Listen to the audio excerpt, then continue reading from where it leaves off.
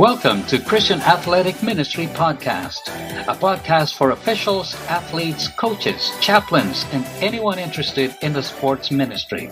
We hope our conversations will inspire you and give a glimpse of how God's people can continue to participate in the sport they love, to serve God in the name of Jesus.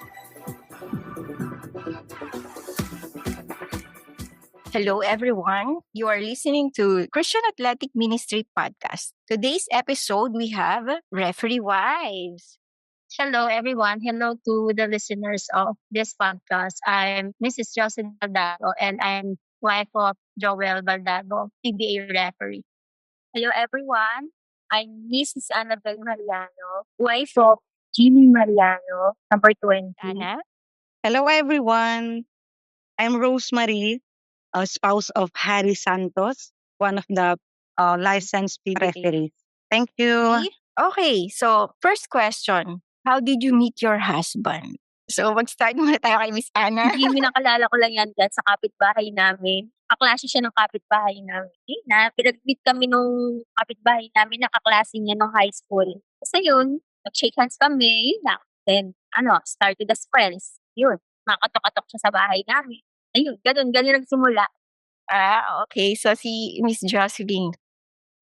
We're batchmate way back in college. So, we're from same school, same university, same level, different section lang. So, we meet there. Oh, college sweetheart. Miss Rosemary, pwede mo bang ikwento sa amin?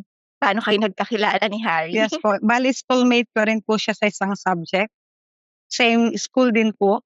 Bali, nagkakilala po kami talaga sa diskuhan. Yun po 'di ba sa probinsya po, uso po yung mga diskuhan. So nagkita po kami doon kasi syempre, alam niyo, dalaga. So disco ganyan. So ayun po, nung nagkakilala po kami doon, ay nakita lang po pala niya ako. Tapos on the other day po, nung pumasok na po kami sa school, yun po yung doon na nakita na ay doon pala din siya nag-aaral. So doon na po nagsimula yung love life namin, love story kumbaga. Si Miss Anna, referee na po ba si Sir Jimmy nung na-meet nyo? Sakali pa lang, So hindi pa siya nagre-referee nun? hindi pa lang siya nun 17 years old. Oh, very young. Okay, so eto pa. Paano niya kayo niligawan? So paano nanligaw ang Jimmy Mariano? Actually, lang yun, napupunta siya sa bahay, nakikipagkwentuhan siya. Habang naglalaba ako, kinakantahan niya ako. So, nagigitara pa siya sa tabi ko, pero naglalaba ako. Ganoon. Kasi yung namin doon, the area namin, sa may malapit sa gate. Kaya nakakausap kami sa gabi. Kahit naglalaba, ganoon. Wow, ang sweet naman. Si Miss Rosemary naman, second natin. Paano naman nanligaw sa'yo si Harry? Hello. Ayan po, bali si Harry po kasi, mas ahead po kasi ako sa kanya kumbaga transfer po kasi siya. Okay, so mas ahead po ako sa kanya ng 2 years doon sa school namin. And then, nagpapapansin po siya sa akin, sa mga kasamahan niya, na tinuturo niya ako. Kasi mas ahead ako sa kanya. So, pag dumadaan po ako sa kanila, sinasabi niya na, Hi Miss Rose, gumaganon siya sa akin. So, hindi ko naman siya pinapansin, as in, hindi ko talaga po siya pinapansin. Hindi ko naman expect na siya pala yung mapapangasawa ko. Di ba? Tapos, ayun. Tapos, nagsimula po siyang manligaw kada gabi po kasi gabi po yung uwi po namin. Panggabi po kasi yung schedule po ng school namin. And then, sa jeep po, yun po, nagkakasakayan po kami doon. Dumidikit siya sa akin. So, yun, nagpaparamdam na po siya doon. Mula noon, dire-diretso na po siya naniligaw sa akin. Nahatid na niya ako, ganyan. Okay, thank you. Si Miss Jocelyn naman. Parang same thing with Miss Anna. Parang dinaan ka lang sa humor, gano'n. Sinundan-sundan ka, hindi ka tinigilan. Effective din siya in a way. Tapos I remember na minsan may times na sumasama din ako sa officiating niya, like badminton, basketball. In a way, yun na rin yung date ninyo for you being together. May officiating siya, tapos isasama ka niya, tapos date at the same time, bracket. Thank you very much. My next question is, what was your initial reaction nung magde-decide siya na magiging profession niya or career yung pagre-referee? Kasi full-time pare-parehas yung husband niyo as a referee, di ba? So ano yung first reaction niyo nung sabihin niya sa inyo na ito yung gusto niyang maging career? Although si Joel pala is also teaching pa din. Tama ba ako? Okay, so yes, until now naman into teaching pa rin. Pero before, nung sinabi niya sa akin, hindi ko naman siya tinigilan, pero I discourage. Kasi siyempre, mas stable yung teaching. So, ang officiating naman, I mean, andiyan naman yan. Pero ako, mas gusto ko yung stable kami. Doon kami sa mas, I mean, sigurado. So, diniscourage ko siyang mag-officiating. Tapos, parang sinabi ko na mag-teaching ka na lang. Pero I mean, that's just my opinion ha. Pero anyway, mga asawa naman, mga lalaki naman, they will decide on their own eh. So when na-feeling ko na decided naman siya, actually very passionate siya about it eh. Kahit before may na-experience na siyang mga bad in officiating pero hindi naman niya iniwan yung officiating. Aside from the fact that it would put food on our table, syempre, racket, pero more than that, ang na-feel ko sa kanya, passion niya talaga yun eh. So, sino ba naman ako to stop that? Ang sinabi niya lang, bigyan mo lang ako ng konting panahon. Parang sabi niya yan sa akin, good thing about it is we're both working. So, nung time na hindi pa siya nasa PBA, syempre, hindi ganun kalaki yung income niya. Kahit pa paano, nakakasupport. Tapos ako nga, nag-work ako. So, nakakapag-provide pa rin kami. Tapos, and then, until now, nasa PBA na rin siya. At the same time, may part-time siya sa university. So parang it's just a good decision na you allow your husband, most especially if you see to it na he loves what he is doing, I feel na magsasucceed naman siya. And that's what I feel right now. Wow, very supportive. Pero when was the time na talagang in-embrace mo na ay, referee talaga yung nasa heart ng asawa ko? Ever since yung from the time nga naligawan pa, hindi naman niya iniwan yung officiating eh. So, I know it at the very first time na love niya yung officiating. So, dun pa lang. Though, it helps, syempre, racket. So, parang weekends, may mga officiating siya. So, it helps the family naman eh. I mean, extra income. It's just ayoko lang yung idea na iwanan niya yung teaching full-time tapos magpo-full-time siya sa officiating. Good thing, ang nangyari ngayon is full-time siya sa PBA tapos may part-time pa rin siya sa teaching. Ako, yun lang naman ako eh. Ang iniisip ko, yun pa rin yung fallback niya eh, teaching. Kasi yung PBA naman, we're not sure kung, di ba? I mean, sa lahat naman ng situation, hindi natin alam kung gaano tayo tatagal. So, at least yung teaching, stable. Okay, sige. Thank you. Miss Ana, si Sir Jimmy ba referee agad ang work niya or meron siyang naging first job bago ang pagre-referee? Di ba sabi ko, nagkakilala kami, nag-referee na siya sa mga labas-labas, nagpa-practice na siya, ganun, sa mga inter-barangay, ganun. Pero ano lang yung, kasi nag-aaral pa rin siya noong time na yun. Kumbaga, pang sideline niya lang yun para kay sarili siyang pera. Nung nag-asawa na kami, umasa mo siya sa PBL referee siya dati. Yun, parang 8 years din siya doon. Kumbaga, nag-aamay ko na rin ganung work niya. Pero mas natuwa ako, nakapasok siya talaga ng PBA. Kumbaga, career na talaga na parang ito na, ganyan. Pero ngayon, meron pa rin siyang work sa Manila City Hall. Doon pa rin siya nag-work. Okay. So, good thing meron silang mga extra job na pinagkakaabalahan. Thank you. Si Miss Rosemary, ano po yung initial reaction niyo kasi na-meet niyo siya, hindi pa siya referee, di ba? Sa school pa. So, kailan siya nag-decide na ito yung gusto niyang career at ano naman yung reaction mo? Ma'am, actually po, nung nag-asawa po kami ni Harry, 17 years old lang po siya. And then po, nung nakakuha po kami ng bahay dito sa Montalban, hindi po siya talaga referee as in. And then, ang work po niya dati is a regular employee po siya sa Jollibee. Kaya po kami nakakuha ng bahay dito. So, nung nakakuha po kami ng bahay dito, syempre, malayo na po yung pinagpapasukan niya. Ang ginawa niya, nag-resign po siya. So, yung that time po, syempre, sobrang hirap namin noon. Ang laki po ng suporta nung ginawa niya po na nag-sideline lang po siya as referee. Although wala pa po siyang alam about yung sa mga rules nila o kung ano man po, may nag-invite po sa kanya na, "Uy, marunong ka palang kung gusto mo, i-build up natin yung pagiging referee mo." So doon na po nag-start. Ako naman po ma'am, as a wife, lahat po ng suporta binigay ko po sa kanya. Ayan po, so hindi naman po ako yung wife now, bakit ka mag-ano ng ganyan? Hindi po. So pag sinabi na ng asawa ko na, "Ma, labahan mo 'tong uniform ko, may laro ako mamaya." Laban naman po ako, ganyan. So kahit sige, plancha dito, plancha diyan, okay lang. At least talagang laki po ng ang laki ng tulong po namin. Ang laki ng tulong nung pagiging referee niya nung simula talaga hanggang sa ngayon po. So, proud po ako doon. So, hindi ka nagkaroon ng doubt na makakapag-provide siya as a referee kung magfu-full-time man siya? Hindi po ma'am, kasi actually ma'am, kahit sabihin niyo pong nagre-referee po siya noon, at hindi pa po siya full-time na referee, may work po kasi siya. Ayun, kasi example po, wala po silang takbo, siyempre nangyayari naman po yun by schedule, di po ba? So yun po, meron po siyang extra po na trabaho, gano'n po si Harry. Okay, next natin is, what was or what are the proudest moment of being a referee wife? Miss Rosemary, mauna ka naman ngayon. Ano yung pinaka-proudest moment mo bilang wife ng isang referee? Sumasama ka po ba sa mga games? Yes ma'am, sumasama po kami. Opo, pagka gusto lang po niya kaming isama na, "Ma, sama kayo, para manood kayo," ganyan, para mailabas din yung mga bata. Sumasama po kami ma'am. So yun po, pagka yung tawag dito, nung sinabi po niya sa amin ma'am na ay nasa Saudi na po pala ako nun ma'am, kasi nag-abroad din po ako, yun. 'Pag sinabi niya sa akin na, "Ma, sana makapasa ako ng ganito, ganyan, para at least maging IR ako," ganyan, mas maganda yung ano natin. Todo support kami ma'am, lalo yung nag-exam siya, from the start talaga, as in todo support po ako. So pray po kaming dalawa ganyan. Ako po yung kauna-unahang taong sinabihan niya na, "Ma, nakapasa ako sa IR." Yun, naiyak na ako. Ayan, sa IR sabi niya, Diyos ko tapos ayun nga po sabi mo, thanks God, sabi niya napakabuti talaga ng Panginoon, kasi yung sabihin mo na, wala kang trabaho, at least nagkaroon yung direksyon yung buhay mo. Kasi ma'am ang pinakagusto niyan talaga magpulis talaga ma'am, promise.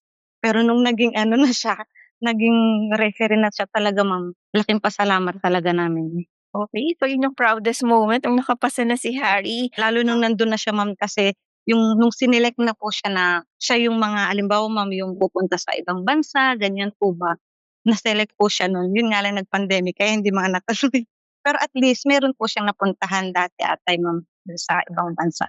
Proud na proud nga ako dun ma'am, siyempre 'di ba, sa dami po ng mga referees.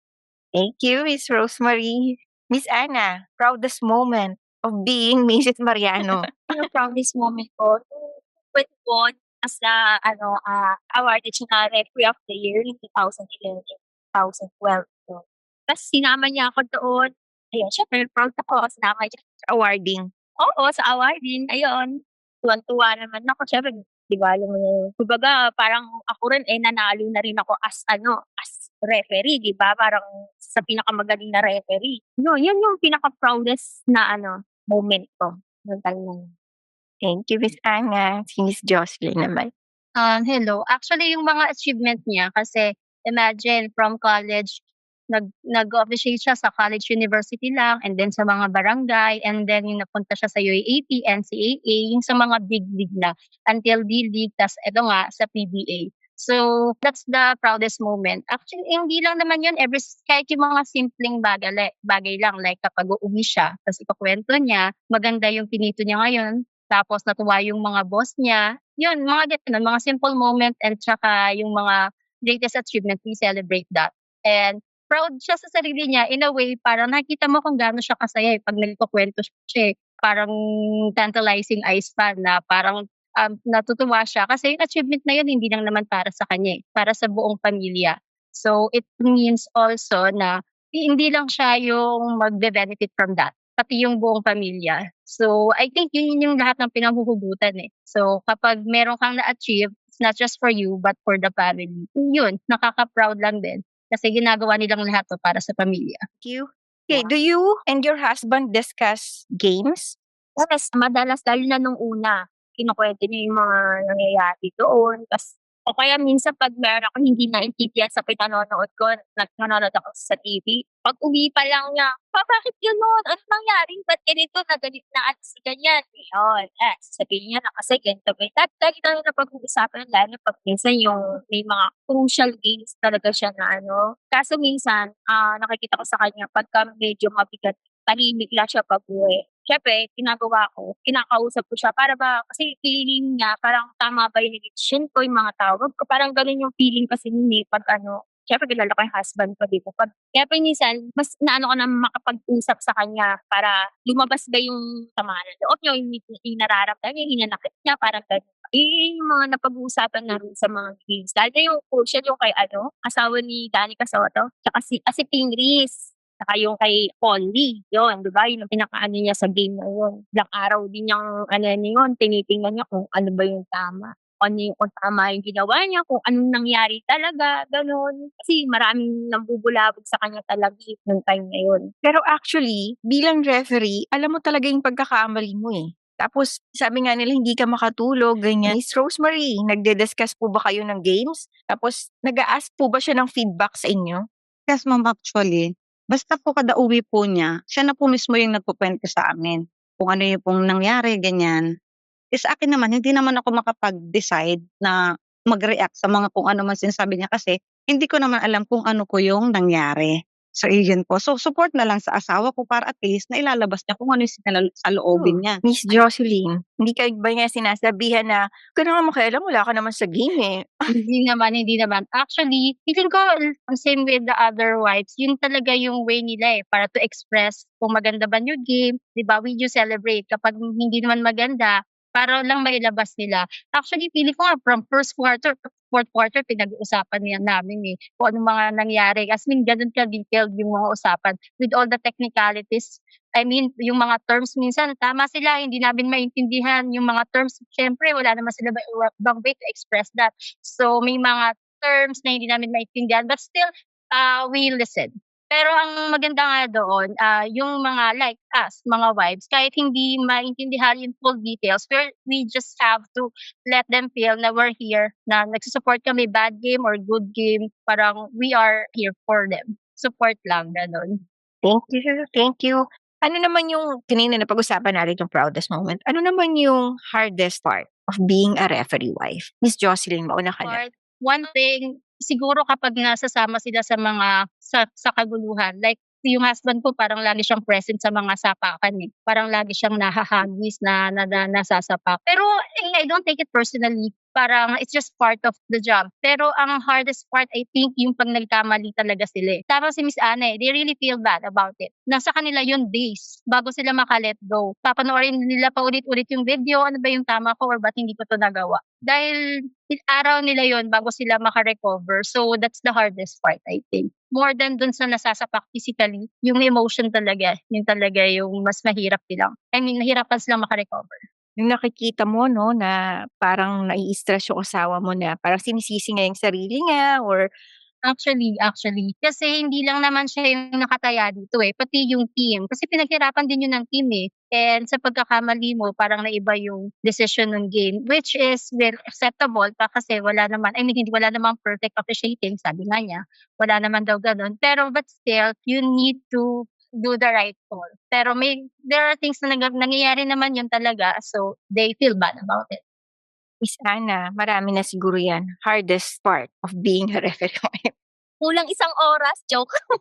Para sa akin what was the hardest part for me na syempre yung every time na umaalis siya ng bahay, mahirap na sa akin yun, lumali pa siya ng bahay, eto na yung asawa ko, aalis na. Syempre, iniisip ko, PTA ba talaga pupunta to? Joke. Kaya isipin, di ba, kung mag-disgrasya or what, kung ano mangyayari sa game, di ba? Yan, katulad sinabi ni Ma'am Jocelyn na ganun nga, na yung sa PTA, yung mga games na yon. Pero para sa akin talaga, sa tuwing na kapag yung nalalayo sila dito sa amin, ba yung nag-out of town, di ba ilang beses na sila nag-out of town, ilang beses na out of the country, tapos ilang araw silang nawawala, yung 3 days lang, 5 days, 1 week, masakit na. Ito pa kayo nung lalo ng PBA bubbles, di ba? Alam mo yan, ma'am. Almost 3 months yun. O kulang 3 months, di ba? O walang uwi-uwi. Talagang din lang sila. Yun, syempre, nahihirapan kami as wife na alam din natin na nahihirapan sila as husband. Nalayo sila sa pamilya, naiyak na ako, joke.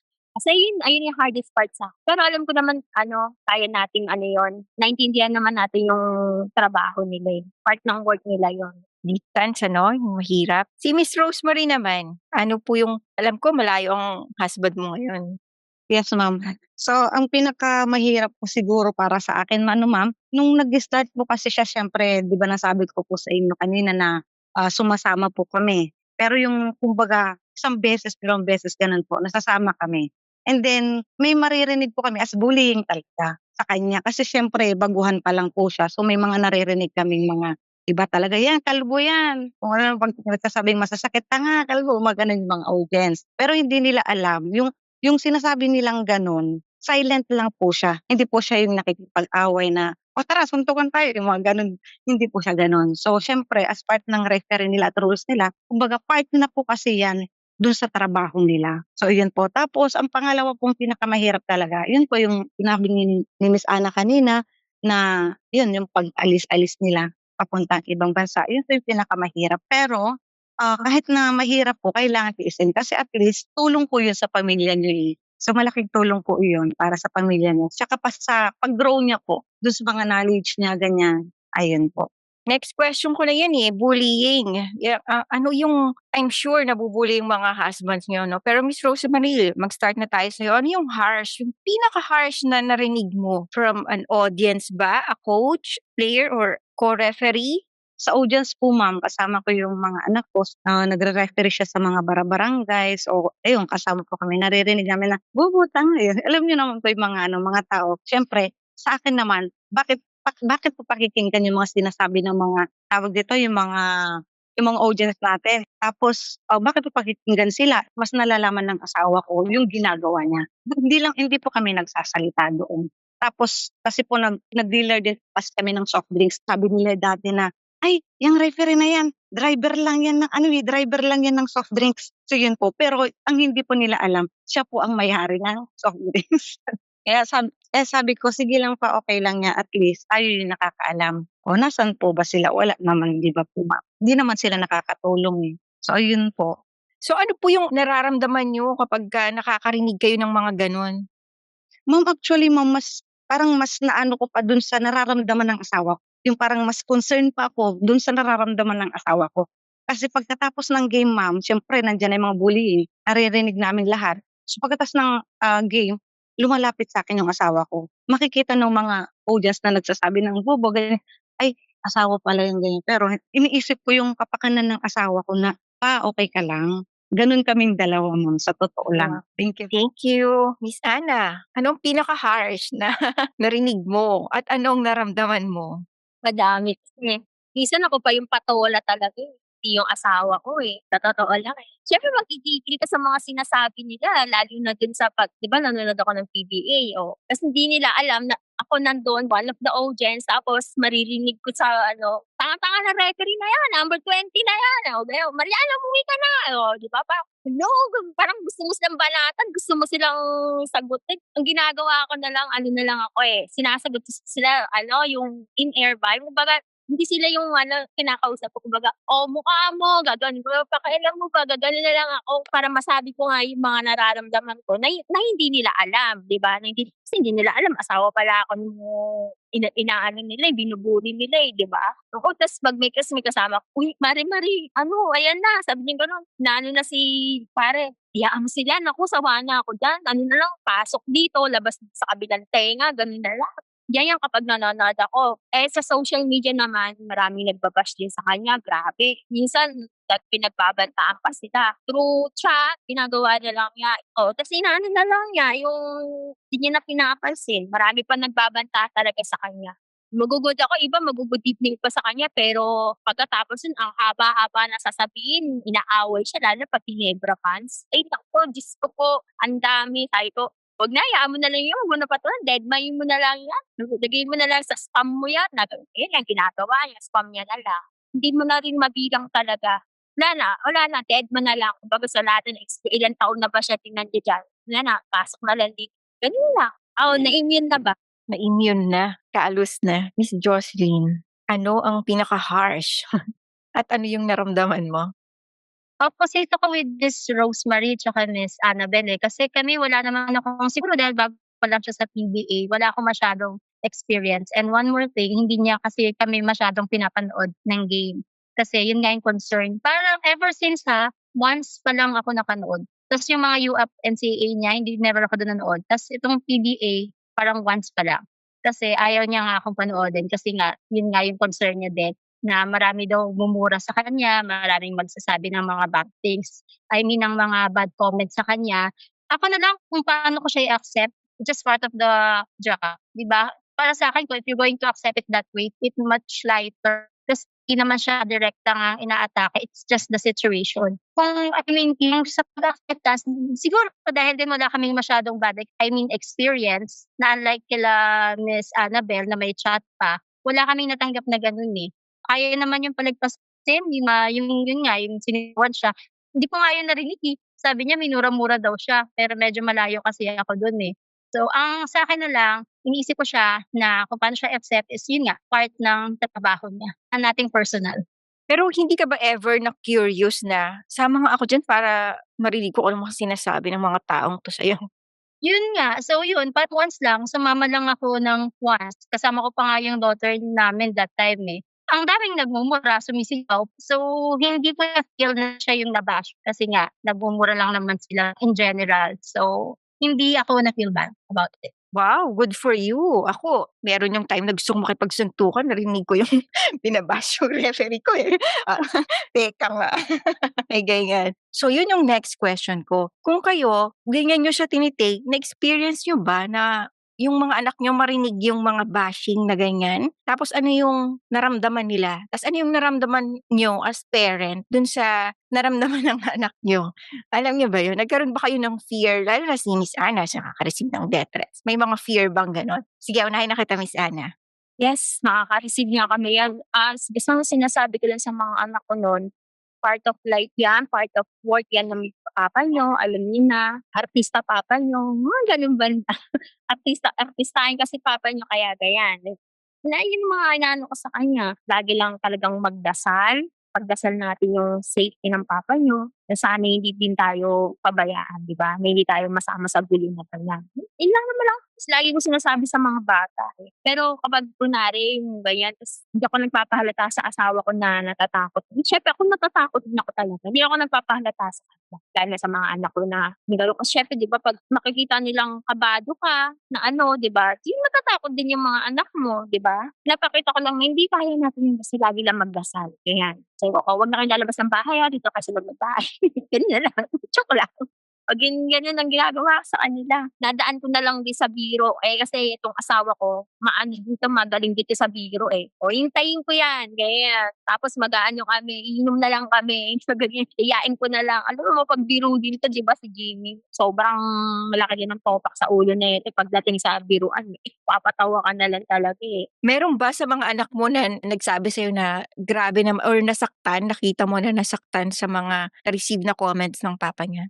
Yes, yung daughter ko, so yun ang madalas na "Ba't pa? Ba't naman ganyan?" Sabi niya gano'n, "Bakit inaaway ka? Ang bait-bait mo naman." Joke, gano'n pa yung anak ko eh. Sinasabi na lang ng papa niya, "Hindi lang yan, apan ko yan, gaganyan na lang yan. Huwag mo na isipin niya, huwag mo na pansinin." Ang ano ko lang kasi yung punso ko, minsan kasi madalas kami pag nanonood kami ng TV, tapos maririnig nila yung mga gano'n, mga bully. Di wow, kayo na lang magre-referee, gaganon na lang yung bunso ko, minsan palaban din na sabi ko na lang, "Huwag niyo na pansinin, okey lang yan, ngitian niyo na lang sila, sabi niya, tawa lang, smile lang." Yun, gano'n. Meron na bang time na napaaway talaga kayo or yung talagang hindi niyo na napigilan na sobrang harsh ng comment? Parang wala rin naman. Parang lang, yung sagutan lang ba, yun, parang minumura niya si Jimmy. Murahin ko din siya, yung pero hindi niya alam na siya din yung kumbaga yung nagmumura siya, sinasagot ko rin ng mura.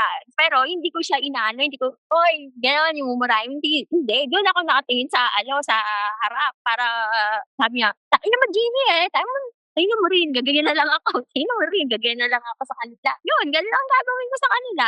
Pero hindi talagang away talaga. Di pa naman napunta sa gano'n. Siyempre papatulan mo ba naman yung mga gano'n? Oo nga, we know better.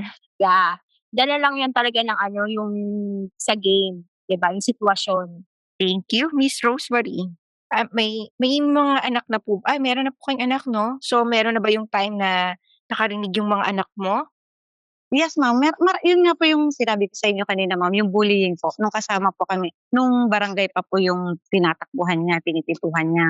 Pero nung in the long run po na naging na siya, naging international referee na siya, ayun po, hindi na po kami nakasama sa kanya. So, inaantay na lang po namin siya. Yung reaction ng mga anak ko, hindi naman po kasi sila, ma'am, yung pagka nakarinig ng sinabi na, "Bobo yan, Pep, na yan." Hindi po sila yung nagre-react na, nakikilaban din sila ganyan o kung ano mang reaksyon nila. Wala po, ini-ignore lang po nila. Kumbaga ako kasi nakikita nila na kalma ako. Yung mga anak ko, kalma din sila. So gano'n din yung sa tatay nila. Tapos ma'am, yun po kasi 'di ba sa Taytay po mahilig po kasi kaming manood doon dati ng mga basketball. So kumbaga parang nasanay na lang sila ng gano'n na part of the game, gano'n din yung nangyari do'n sa tatay nila. Pero alam na nila po na part of the game lang po yun. Wow, talagang yung reaction natin ng parents na nakakaapekto din sa pag-deal ng mga bata sa mga bashers. Thank you. Miss Jocelyn, may ia-add ka ba dun? Sa ganitong pagkakataon medyo iba kami ng experience, eh. Ako kasi as what I mentioned, hindi naman ako na-expose din sa mga game niya. So, wala akong masyadong experience ng mga na-bullying or may mga bad comments sa kanya. Ako naman, though sinasabi niya sa'kin na dagdag sila ng mura, parang iba nga yung exit nila, eh, parang nagpapalipas sila ng tao, nagpa-cap siya bago siya lumabas kasi nga may mga ganyang comment na, "Abangan kita sa labas ref." So, parang nagdi-disguise pa sila. Sa'kin na lang para mas lighter yung acceptance ng ganyang situation, sa'kin in any profession meron namang good and bad side, 'di ba? Hindi sa teaching, in every profession may mga part lang talaga ng trabaho. So, yun na lang yung pagtanggap ko doon. In terms of dun sa anak, kung ano yung, reaction nga nung anak, since ako mismo hindi ako exposed, so yung mga anak ko din, tsaka mga bata pa, 10 yung pinakamatanda. Hindi ko naman ikukuwento na minumura yung tatay mo dun sa game. Parang hindi naman, I mean, it's not necessary to tell them na ganun yung na part yun ng trabaho. Ako, personally, yun na nga, in-accept ko lang siya as downside ng pagiging referee. Wow, thank you. Thank you for your answers. Next question. Meron na ba yung time na yung husband niyo naman yung sobrang naapektuhan ng comment, ng harsh comments? Sinong gustong mauna? Miss Ana, gusto mo bang mauna? Yung katulad nung sinabi ko kanina, yung kay Fingers nga tsaka kay Polly, talagang nagbigay ng malaking impact sa kanya yun na una parang Championship game po ba? finals yun time na yun. Pero hindi pa talagang pinaka-championship, no? Parang dumating yung parang sa PBA yun na ano siya, yung sumagot agad ng parang mali siya. Isa sa mga ano nila, na mga advisor nila na to na parang may mali agad siya. Pag uwi niya yun, iniisip niya, ilang araw din niyang inisip. Pero alam niya, sabi niya sa isip niya sa puso niya na tama naman daw siya. Sabi niya, ay, kasi hindi ko rin naman masyadong alam yan eh. Kasi yun nga, nakikinig lang ako sa mga sinasabi niya. Karoon una nagkaroon talaga din siya ng doubt na tama nga kayo, mali yun. Pero naisip niya tama yung ginawa. Tas yun na, marami naman nagsabi na tama yung ginawa. Okay, so thank you. So yun yung ginawa mong support do ay mga ilang araw yun sabi mo, so hindi na ba siya nakakakain, ganyan? Sobra ba yung effect sa kanya? Ano siya, parang tulala. Alam niyo yung gano'n, yung akala mo nakatingin sa'yo, yun pala ang layo isip niya. Huwag mo na isipin yun, sabi ko gano'n sa kanya.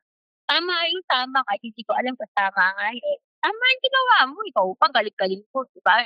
Referee of the year ka, di ba? Gaganon ko siya. Tama yun, tama yun.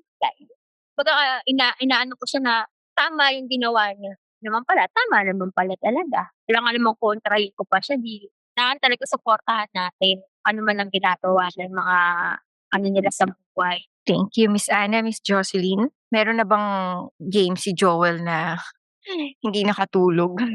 Actually, feeling ko naman sa kanila, hindi talaga sila directly affected dun sa mga bad comments or 'pag may mga nagba-bash sa kanila. Affected sila kapag alam nila sa sarili nila na I mean, may doubt din sila in a way. Tapos siguro 'pag nakakadadagdag pa dun na napagalitan ng mga boss, nung mga nagha-handle sa kanila.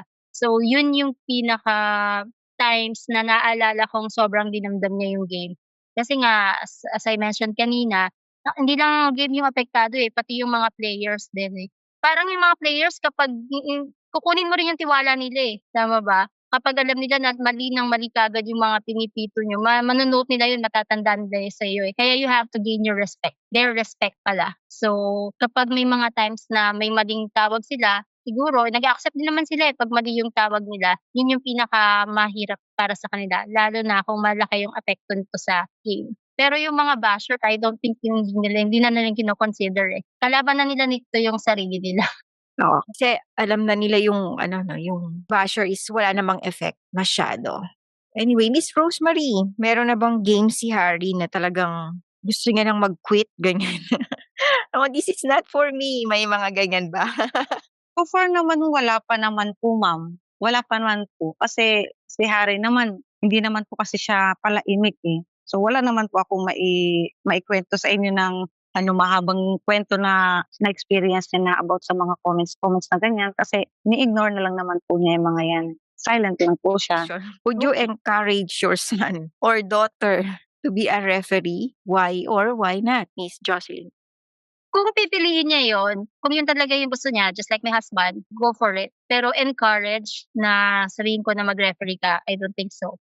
I mean, just like in your husband, supportive din naman tayo sa mga anak natin. I mean, sa children natin kung ano yung gusto nila. Pero I will not encourage. Sabi ni Joel, ano daw, PBA player, pwede.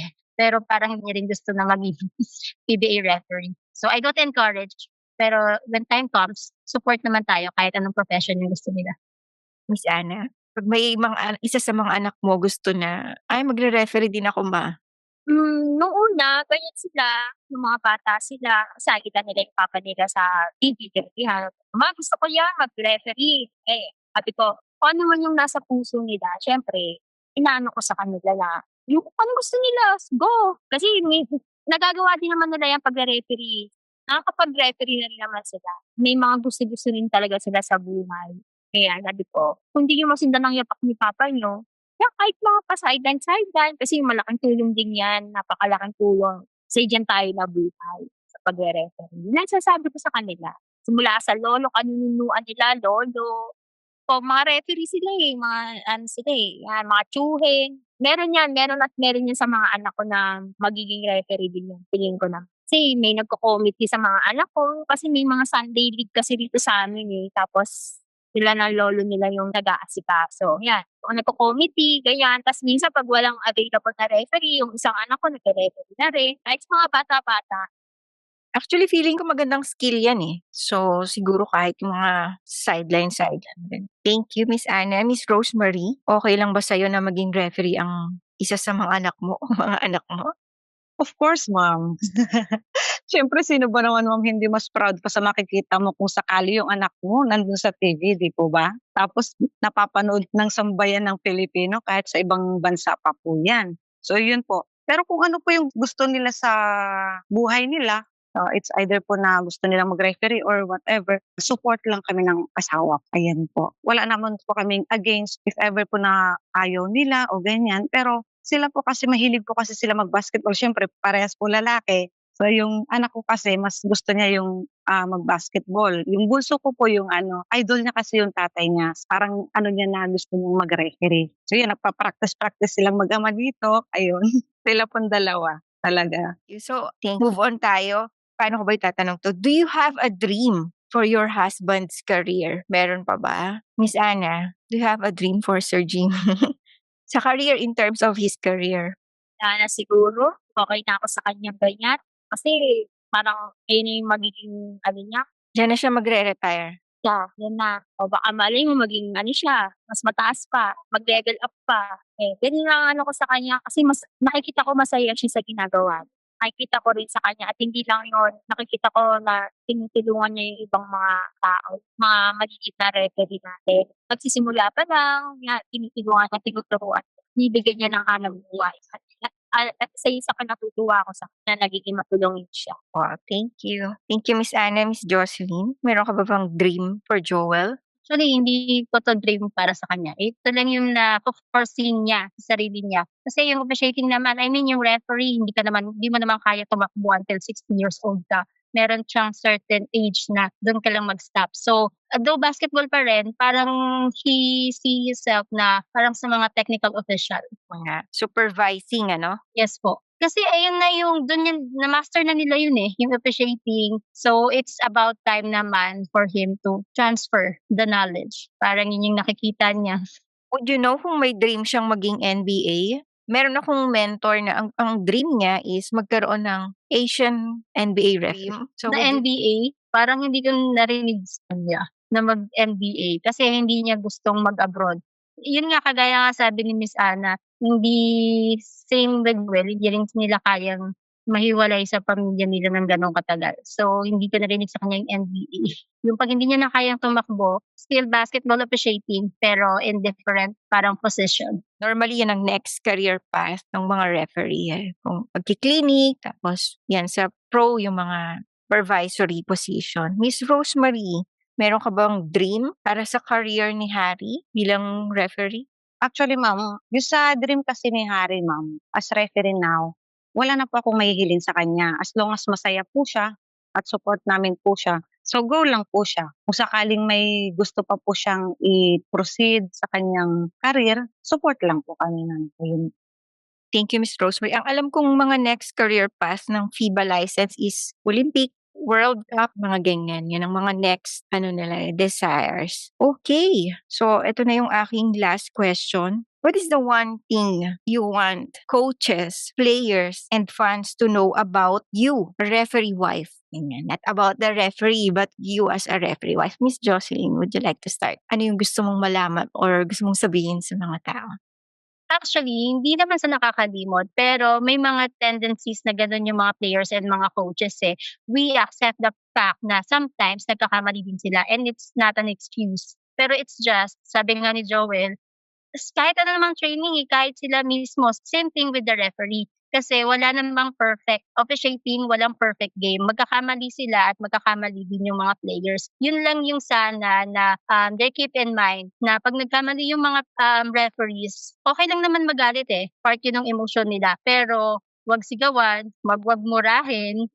I'm not sure pero kung nangyari, pero definitely wag din saktan. Nagkakamali kayo as players, same thing with the referee. Pare-pareho tayo, kamali tayo. Thank you, Miss Rosemary. Meron ka bang gustong iparating sa mga manonood ng basketball?